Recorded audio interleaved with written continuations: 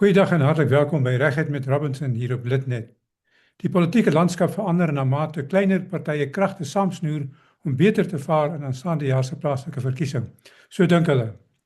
Veteranpolitikus en leier van die Good Party, Patricia de Lille, Mmusi Maimane, leier van BOSA, oftewel Build One South Africa, en Songezo Zibi, leier van Rise Mzansi. Hulle het besluit om die verkiesing saam aan te pak as een party met die naam Unite for Change. Saam het hulle minder as 1% van die kiesers gesteun. Ons gas is politieke ontleder van die Noordwes Universiteit, professor Theo Venter. Welkom Theo. Wat is die kans dat die saamgeflanste driemanskap dwars deur die veldtog United sal bly? Hallo Freek en dankie vir hierdie versoek en hierdie gesprek. Ek dink waar ons nou is, so 12 maande, miskien 14 maande weg van die verkiesing wat volgende jaar gaan plaasvind. Ver vir ons met breë strepe oor die kwas, breë kwas oor die Suid-Afrikaanse politieke landskap. Met ander woorde, 'n mens moet waar jy nou is, al jou voorbereidings begin maak, soos wat ons gesien het, die ANC doen met hulle poging tot vernuwing. Ons het gesien die DA doen dit met Helen Zille in Johannesburg en natuurlik hierdie voorbeeld wat jy nou genoem het. Nou, die situasie volgende jaar gaan anders lyk as wat dit op die oomblik lyk. Ons sien reeds dat die ANC se traject in breë trekke is 'n afwaartse traject. Met ander woorde, waar hulle 40% gehad het in die nasionale verkiesing, is die verwagting dat hulle aansienlik minder as dit gaan hê in die nasionale plaaslike verkiesings. Hoeveel? Baie moeilik om te sê, maar is 'n afwaartse traject. Die DA handhaaf hulle posisie, maar daar is ook beperkings op die DA se groei. So die vraag is, waarna toe gaan die kiesers wat nie volgende jaar vir die ANC gaan stem nie, of wat nie bereid is om vir die DA te stem nie. En ek dink dit is wat die energie gee aan politieke groeperinge soos Action SA aan die een kant, met 'n baie sterk stedelike komponent, en dan hierdie drie waarvan jy gepraat het. Patricia de Lille, wat 'n gevestigde naam is onder breinkiesers in die Wes-Kaap, sy's 'n gevestigde naam, ek bedoel, sy was al feitelik in elke party wat ek aan kan dink. Sy begin as 'n PAC parlementslid, sy was op 'n stadium 'n baie senior DA parlementslid en nou is natuurlik Good, haar eie party en 'n paar ander tussendeur. En wat ek dink hier gebeur, is 'n poging van die kleiner partye om te kyk of hulle nie deur samewerking, want hulle het baie teenstrydige uitsprake gemaak. Is hulle nou een groepering wat uit 3 onafhanklike groepies bestaan, of gaan hulle mettertyd saamsmelt? Nou beide ek en jy het in ons jonger dae gesien hoe die DP die DA geword het. Ons het gesien hoe daar, ek weet nie of jy kan onthou nie, in die ou dae met die DP toe die oorgang gekom het, dat dit 'n 3-ledige leierskap was. En dit het nooit goed gewerk nie, want iemand moet die baas wees. En hier probeer hierdie drietjies ook om 'n soort van gedeelde leierskap te hê. Nou erns, as daar goeie samewerking ontwikkel, dan dink ek gaan daar mettertyd 'n leier na vore tree, een leier. As dit nie ontwikkel nie, dan gaan ons hou by hierdie 3 en dan gaan hulle uit mekaar uitspat. Maar wanneer politieke partye so begin saamwerk, dan is die soeke altyd na die middelpunt. Maar hulle is 3 sterk leiers, elkeen met sy eie persoonlikheid, so dit gaan seker maar moeilik wees om hulle met mekaar te laat oor die weg kom van nou af vorentoe. Dis die groot uitdaging. Ons noem dit die politieke ego. Dis nie net alleen by hulle 'n uitdaging nie, dis 'n uitdaging by 'n klomp ander politieke partye ook, dat elke politieke partyleier dink dat hy is eintlik die spulpunt waarom die party draai. Wanneer 'n party egter groter word, en ek wil hier 2 uitsonder, ek wil die DA uitsonder en ek wil die ANC uitsonder. Wanneer 'n party groter word, dan word die leier nie so 'n spulpunt waarom die hele party draai nie. Jy sal onthou dat in die vorige verkiesing wat ons gehad het verlede jaar, Buthelezi was al 'n jaar lank dood. Toe was hy nog op die posters, op die plakate vir die IFP amper as die segspersoon, as die beeld, as die prentjie wat die IFP kiezer na die stembus toe moet neem. Want Buthelezi was vir meer as 50 jaar eintlik die spulpunt waarom die party draai, soos wat Malema die spulpunt is waarom die EFF draai en soos wat ons sien by Action SA. So daai politieke ego moet so 'n klein bietjie kleiner word in hierdie drie partye as ons wil hê hulle moet beter saamwerk volgende jaar toe. Maar wie gaan op die plakkaat verskyn? Wie se gesig gaan op die plakkaat verskyn?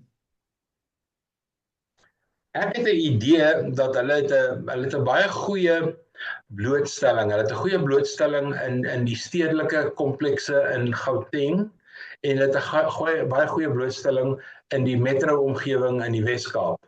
So ek het 'n idee in die Wes-Kaap gaan jy Patricia se gesig sien. As jy na die noorde toe kom, gaan dit die twee manne wees met Patricia miskien in die agtergrond. Ek sou, as ek hulle moes raad gee, sou ek so 'n klein bietjie gediversifiseerd werk met my grafika en wie ek voor staan. Maar ons moet onthou dat Patricia de Lille is regtig 'n veteraan as dit kom by Suid-Afrikaanse politiek van 1994 af, selfs in die dae daarvoor.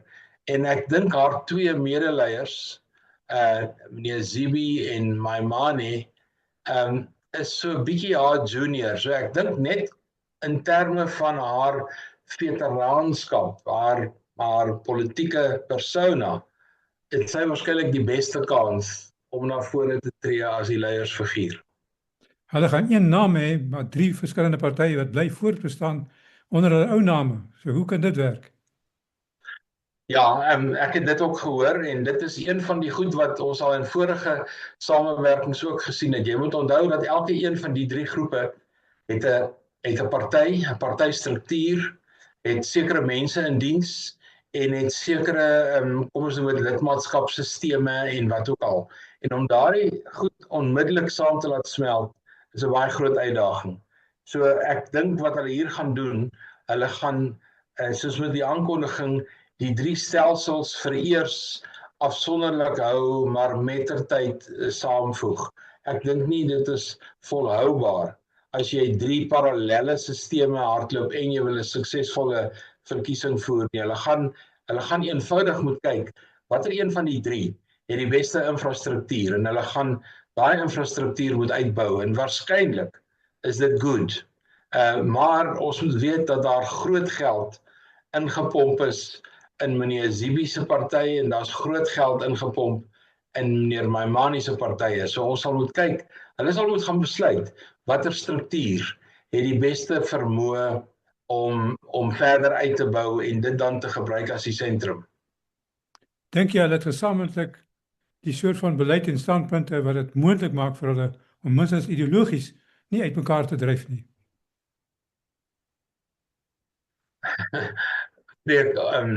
Al drie van hulle kom uit 'n bepaalde ideologiese omgewing. Maar al drie van hulle het geleer dat in die Suid-Afrikaanse politiek is politieke pragmatisme is waarskynlik jou grootste bate om te kyk waarheen jy beweeg. Mossie Maimane kom uit 'n ou tradisie binne die ANC, mettertyd oorbeweeg na die DA toe en dan mettertyd op sy eie. Dieselfde met Patricia de Lille wat ook al daar was. So ek dink ideologies is hulle lankal nie meer veranker in 'n sekere hoek nie. Ek dink hulle is deel van iets wat ons sien. Ek het in die begin in my inleiding gesê ons gaan nou met 'n breë kwas verf oor hierdie politieke landskap. Ek sien 'n soort pragmatisme hier rondom die middel van die Suid-Afrikaanse politiek. Ons het politieke partye wat wat sentrum links is en ons het politieke partye wat sentrum regs is. Die politieke partye wat sentrum regs is, het 'n baie groter aanklank by die privaat sektor en die rol wat die privaat sektor speel en die soort van dinge. Die politieke partye wat sentrum links is nader aan wat ons sou noem sosiaal-demokraties, 'n groter rol wat die regering moet speel, voortsetting van allerlei sosio-maatskaplike dienste en die meer. Nie dat die politieke partye aan die sentrumregse kant dit nie ook gaan doen nie, maar ek dink nie dit gaan 'n hoë fokus wees nie. En hier het ons 3 politieke spelers op hierdie groot politieke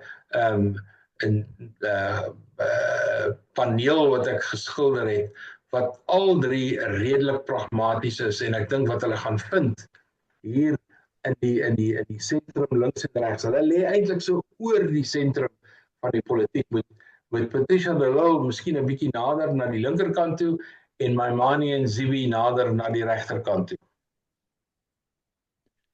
Wat sou jy sê is die prioriteit wat jy sien wat hulle na die kiesers sal bring? Hoekom sal kiesers vir hulle stem? Sê net maar ou DA lid, hoekom sal hulle vir hierdie 3 stem en nie bly waar hulle is nie? Een van die tendense is dat die ANC se leiers se steun is aan die daal.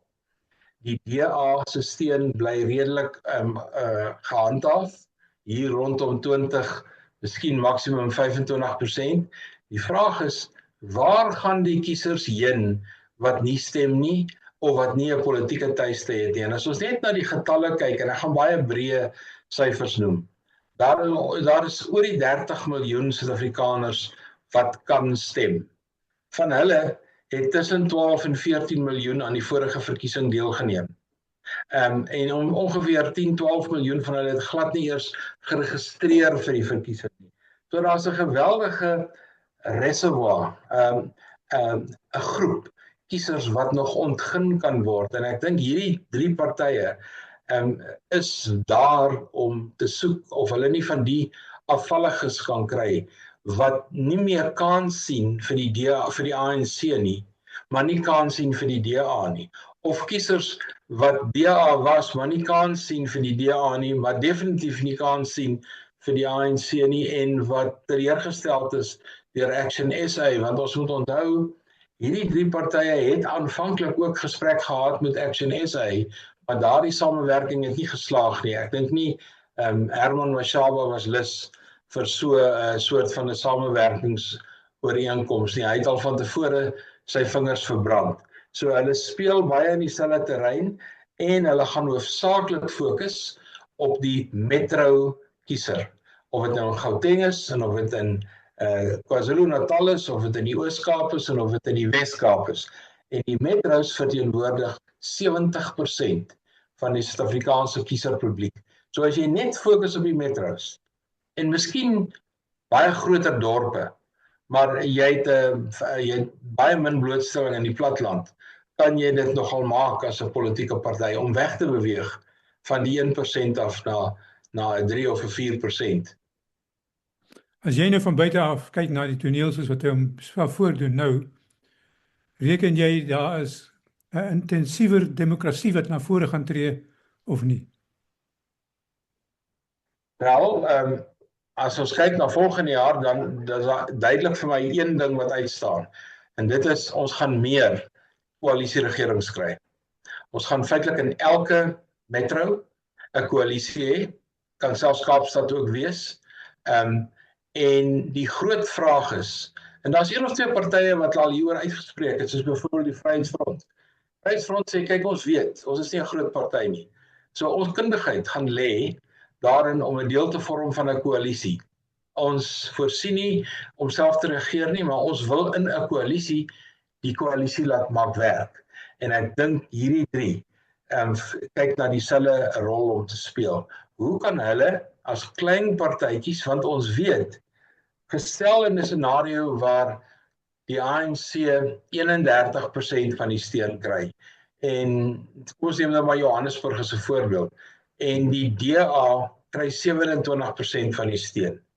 Nou weet ons, daar's 2 groot koalisievennote, en wie ook al die koalisie gaan vorm, as hulle nie met mekaar 'n koalisie vorm soos die regering van nasionale eenheid nie. En ons weet dit is 'n vreemde koalisie, want dit is 'n koalisie van vyhandige vennote. Maar as jy 'n koalisie wil kry van samewerking, dan moet jy nou gaan kyk watter ander kleiner partye kan jy met een van die groter partye saamvoeg. En dit is dan waar hierdie heel klein partytjies, jou 1 en jou 2% partye, baie keer die koningmaker in so 'n koalisie is. En ek dink dit is waarheen mevrou De Lille en meneer Zibi en meneer Maimane heen mik, is om daar 'n rol te speel, al het hulle klein steun. Wie dink jy van ander partye sal nog daai stap vat wat hierdie 3 nou gevat het? Wel, kom ons begin met die regering van nasionale eenheid. En daar is 9 saam met die ANC 10 partye in die regering van nasionale eenheid, waarvan 2 of 3 nie in die kabinet verteenwoordig is nie. En wat hierdie politieke partye geleer het oor die laaste jaar in ons eksperiment, hulle het geleer dat jou werklike krag lê nie in die uitvoerende gesag nie, jou werklike krag lê in die wetgewende gesag. Jy kan 'n begroting 3 keer laat oordoen wat die DA reg gekry het. Maar in die kabinet kan jy nie besluite omdraai nie. So jy moet gaan kyk waar lê jou werklike krag. En die krag tot nou toe het in die wetgewer gelê. En ek dink politieke partye gaan baie ernstig begin kyk na waar wil jy wees? Want as jy in die uitvoerende gesag sit, dan kry jy dit wat president Ramaphosa op die oomblik kry. Jy word eintlik die beskuldigde nommer 1 in die feit dat die polisie en huiswoeles met mekaar verkeer. Jy is beskuldigde nommer 1 in die korrupsieklagtes van almal. Jy is beskuldigde nommer 1 in staatskaping. Terwyl die ANC in die parlement nie noodwendig aan dieselfde blootgestel is nie. So, dis die een ding wat ons geleer het. En die tweede ding is, jy moet jou vennote baie goed kies. Die regering van nasionale eenheid was 'n slim manier om politieke partye te kry om saam te werk, deur vir politieke partye die reg op weiering te gee. Ramaphosa het almal uitgenooi om deel te neem. Die ATM, MKP, EFF en 'n paar ander het geweier. So die feit dat hulle nie in die regering van nasionale eenheid is nie, was hulle besluit. Dit was nie asof iemand hulle uitgegooi het nie. Maar ek dink met volgende jaar se verkiesing het almal 'n bietjie geleer en ons gaan baie definitief sien dat daar in die loop van 2026 toenadering gaan wees tot mekaar om een of ander verkiesingsooreenkoms te kry voor die verkiesing. Want as jy sê jy gaan wag tot na die verkiesing, dan is die kiezer verward. Hy stem nou vir jou party A, maar met wie gaan jy in die bed klim na die verkiesing? Hy wil dit voor die tyd weet. So ek het 'n vermoede dat ons volgende jaar 'n hele paar van hierdie soort bewegings gaan sien waar politieke partye nader aan mekaar gaan beweeg of ten minste met mekaar in 'n samewerkingsooreenkoms gaan wat baie gaan lyk soos wat ons nou gekry het, naamlik dat elke party behou sy eie struktuur, elke party behou sy eie administrasie, maar hulle werk saam. Ek kan sien dat dit kan gebeur tussen die DA en die Vryheidsfront. Ek kan sien dat dit met die PA kan gebeur. En die PA is natuurlik die willeperd in hierdie ontwerp. Want waar wil die PA wees? Hy het nou die dag amper oorlog verklaar teen die EFF. Hy het die volgende dag oorlog verklaar teen die ANC en 3 dae later het hy gekry wat hy wou gehad het. En dit is die soort speler in die politieke spel waarvoor jy baie versigtig moet wees. 2 punte wat vir my uitstaan is, 1 is vroueregte, waaroor Patricia natuurlik verskriklik sterk voel, en die ander ene is digitalisering. Dit is interessant dat dit 'n baie spesifieke punt is, want dit is 'n tegniese onderwerp, maar 'n groot verlies vir Suid-Afrika dat hierdie proses nog nie na behore bestuur is nie. Ja, jy is reg. Vroueregte is 'n belangrike punt en ek dink hierdie groepering is baie goed in staat om daar 'n rol te speel. As ek kyk na die 3 individue wat almal baie sterk menings daaroor het, veral Patricia De Lille. In die Suid-Afrikaanse konteks gee ons en doen ons baie goed in terme van vroue verteenwoordiging, maar ek dink baie keer is dit effe oordrewe. As jy kyk na plaaslike regering, dan is vroue verteenwoordiging in plaaslike regeringsvlak op 'n baie laer vlak as in die parlement of in provinsiale administrasie. So daar kan hulle wel 'n groter rol speel in die verteenwoordiging van vroue. En ons weet ook dat vroue in gemeenskappe 'n baie groter rol speel, veral in tradisionele gemeenskappe, as wat mense hulle krediet daarvoor gee. So ja, dis 'n pluspunt. Digitisering voel ek baie sterk oor. Ons het nou van ons eerste verkiesing af eintlik al half op 'n digitiseringspad begin loop. Of dit nou was dat die stemtelling deur 'n masjienkie werk en op die masjienkies elke 4 of 5 jaar verbeter word en die registrasieproses is gedigitiseer, die hele registrasiestelsel is digitaal. Ek dink ons is gereed in Suid-Afrika om al 'n digitale stemmery te hou. Nou weet ek, daar's baie mense wat gekant is daarteen, hulle is bang vir korrupsie, hulle is bang vir allerlei goed wat kan skeefloop, maar as 'n mens net kyk na een instrument in die hande van meeste Suid-Afrikaners, die hoeveelheid slimfone in die hande van die jeug, in die hande van gewone Suid-Afrikaners, arm of ryk, dan het almal ergens in die huishouding minstens een slimfoon, of dit nou 'n Chinese ding is of Amerikaans of wat ook al nie. En die oomblik wat jy 'n slimfoon het, is jy eintlik in staat om alreeds 'n gedigitiseerde verkiesing te hou. Met ander woorde, waar die stembriefie wat jy fisies invul, vervang word deur 'n digitale stembrief. En daar is genoegsaam digitale stelsels om te verhoed dat korrupsie nie plaasvind nie. Nou weet ek, die OVK is in gesprek daaroor, hulle het al 'n paar menings daaroor, hulle het al 'n konferensie of 2 daaroor gehad, en ek dink 'n mens moet gaan kyk in lande waar dit wel plaasvind. Ek weet in sekere state in Amerika kan jy digitaal stem, in sekere state nie. My persoonlike voorkeur is dat ons uiteindelik in 'n digitale rigting kan moet ingaan, want dit gee vir jou die onmiddellikheid van uitslae, die mate waartoe mense met stembusse kan korrupsie pleeg of stembusse laat wegraak of wat ook al, is minder. Definitief voor- en nadele, maar ek dink in die eeu waarin ons lewe, is die pad na digitisering een van die paaie wat ons moet verken. Net so ten slotte, dit lyk my daar's 'n paar wilde perde wat hardloop oor die landskap van ons verkiesings in hierdie land. Die een gaan daaroor dat die polisie lyk my al meer korrup raak. Dit is hoogs bekommerwekkend. En die ander ding is ook dat die korrupsie so sleg is en moorde wat plaasvind vir politieke doeleindes. Bekommer dit jou? Ja, dit bekommer my en Freek, ek is baie bly jy noem dit in hierdie gesprek, want ons is nou almal aanskouers en toeskouers van wat aangaan by die Madlanga kommissie en wat aangaan in die parlementêre ad hoc komitee wat eintlik nou maar gaan oor, kom ons noem dit 'n familiegeveg in die topstruktuur van die polisie. Maar in hierdie familiegeveg, soos dit maar met huismolestes, kom daar baie keer goed uit wat 'n mens nie van geweet het nie.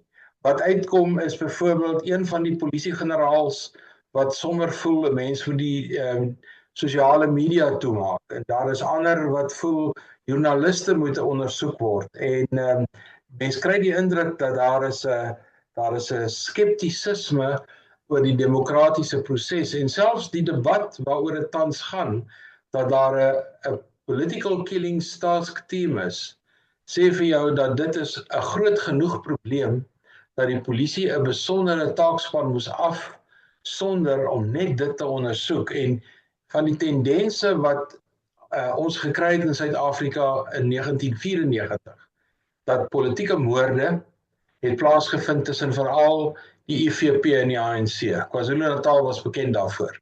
Daardie verskynsel het oor tyd versag en wat ons nou kry is intramoorde, met ander woorde moorde binne politieke partye. Met ander woorde in die ANC self, in die IFP self, dat die geveg om uiteindelik 'n genomineerde kandidaat te word is so intens, want dit is in werklikheid die enigste loopbaan wat jy kan vorm en waarin jy 'n redelike salaris kan kry in die politiek. So ja, dit is 'n baie groot probleem en ek is ook bekommerd terwyl jy daaroor praat, nie alleen oor die demokrasie nie, maar die mate waartoe politici inspraak het in besluite wat amptenare moet neem. En dit het oor tyd ontwikkel. Ons praat nou van 'n bestaande minister Ntshunu en ons praat van 'n bestaande hoof van die polisie, generaal Fanny Masemola. Maar as ons teruggaan in die verlede en ons kyk wat het gebeur toe Nathi Ntetwa minister van polisie was en hierdie einste generaal Makonazi kommissaris van polisie was, waarnemend die mate van politieke inspraak wat Nathi Ntetwa gehad het, is buitengewoon. Dit is en ek wil hierdie ding verder trek. Die inspraak wat politici het in die administrasie is te groot en die inspraak wat amptenare het in die politiek is te groot. Want dit het ontwikkel oor die laaste 30 jaar. En as ek dit op die eenvoudigste kan stel, dan is dit as 'n staatsdepartement 'n roeibootjie was. Dan het die politikus die stuur vasgehou en die direkteur-generaal het geroei. Hy moes met ander woorde implementeer in die rigting waarin die politikus stuur. En wat ons in Suid-Afrika begin kry het, is die politici het begin roei en die amptenare het begin stuur. En ek dink ons moet, as daar iets is wat ons kan leer uit hierdie ondersoeke, is ons moet baie, baie vinnig daai skeiding tussen politiek en bureaukrasie, moet ons weer uit mekaar uitkry ter wille van die demokrasie. Baie dankie, groot waardering, is lekker om met jou te gesels. Geniet ook jou lekker naweek wat voor lê en die woordfees. Dieselfde en totsiens.